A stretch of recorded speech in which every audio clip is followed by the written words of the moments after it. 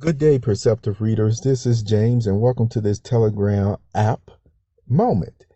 Today, I want to start off with the heading of cryptocurrency. This is not any financial advice. What I want to share with you, in this case, my view, I'm speaking from a total now perspective of professionalism, okay?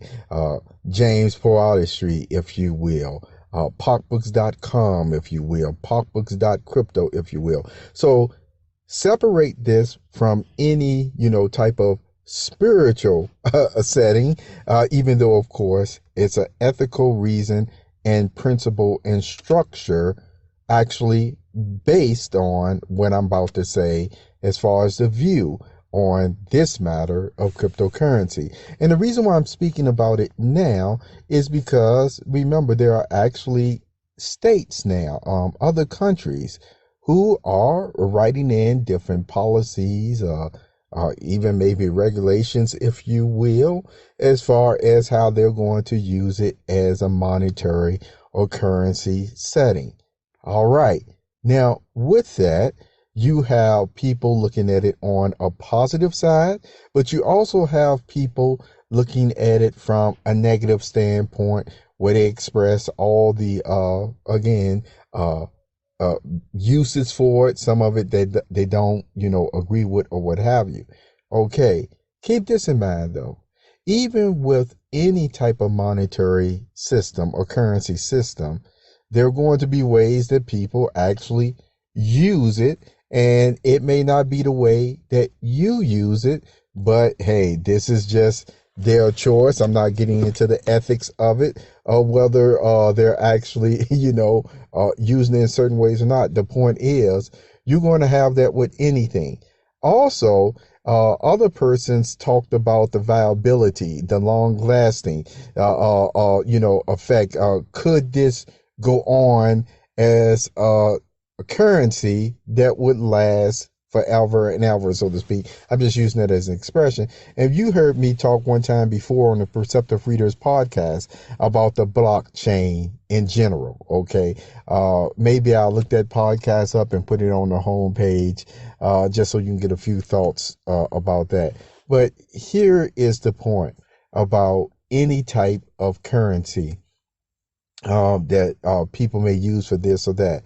And I want to use this example because remember, I told you there are underlying principles and structures, the way that this even works to show that, hey, this is something that can be viable, period, because it is based on what I've said recently, whether there's a strong need for it, even wants are in there, and then the trust. So let me give you an example of that. All throughout the centuries, what have people used to get food and resources? They've used what? Trade and bartering systems. I've used the example of one of my one of my series that happened to do with Touchstone and what that meant and how that was used to verify, once again, the gold, the purity of the gold. Well, all the same, did everyone have gold back then in the olden days, century past? No. So how did they barter? How did they trade? How did they sell? See, some persons may end up going to the farmer's market, if you will, and having several items, several animals, whether they were pigs, chickens, or whatever you want to look at. And guess what?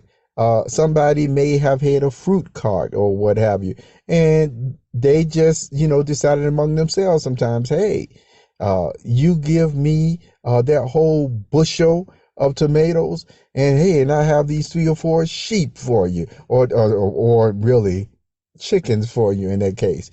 And see, we can see persons actually get those type of ideas or those balanced trading judgments and things of that nature that sometimes, even though I'm not going to go too deep into it, you can even look into the way that God had set up even a structure of forgiveness.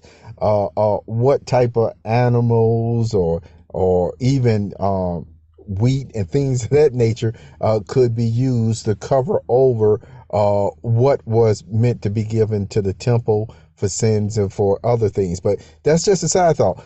I use that as example, and I'm using this basic bartering and selling structure as an example to show you anything can be used, from cryptocurrency, paper, which has been used, real elements and minerals and things from out the ground. And how was it used? Because enough people were in place, you see, to set the guidelines and the structure and to build the trust in it, to say, okay, this is why we're using it. And see, and then when you look at all these other different cryptocurrencies out there and NFTs and things of that nature, quite a bit of Ethereum, I could go and name probably 20 more maybe. The way that I have a tendency to look at them sometimes is, hey, the same way you have a penny, the same way you have a quarter, the same way you have a dollar, and don't get me started going into the $100 bills, etc., etc. Well, yes, right now they may not all be uniformity, so to speak, and that's why you can see such things as almost like the trademark and the stock exchange that help to switch from here, and there. So it really does, again, boil down to what the need is, what the resources the people even have on hand that they can actually, transfer it or transmute it. And look, I'm talking chemistry here, but no, it's not really that. But I just wanted to use that, for the lack of a better word right now, to show that it's based on the confidence that the person, or in this case, since we're talking about trade and bartering, because it can just be two people. And it's like, hey, I got these, once again, products over here. I got, hey, this fruit over there. I got these trees over here.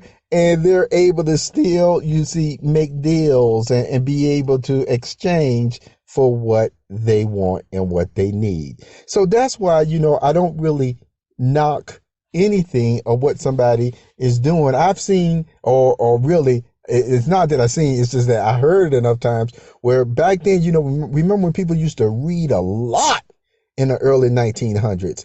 And back then, what was a popular field to go in? Actually be salesmen for encyclopedias, all that knowledge of the world at their fingertips. Where these salesmen, they were going to different homes and farms, and guess what? They did not, these farmers, boy, they don't have a lot of money at all, but they sure had a lot of food. And so sometimes they could actually, just for one book, these persons could end up getting enough animals, or even a hen for the day, or whatever, eggs or whatever, where they were sustained for not only a day, but even for the rest of the week. So see, that goes to show you right there, trade and bartering. The need and want, the confidence in the system that you set up. And like I said, the confidence can begin with just two people, and don't let it start growing to 100. Don't let it start growing into 1,000. Don't let it get over 1 million. Does cryptocurrency already has an interest of one person, two persons, 1,000, 1 million? Well, that shows you right there the viability. You got something there. And if you already have countries, around the world already putting certain things in place, that tells you something right there. This was a PocbooksCrypto or Telegram app moment. Thank you for being here. You have a very wonderful Sunday.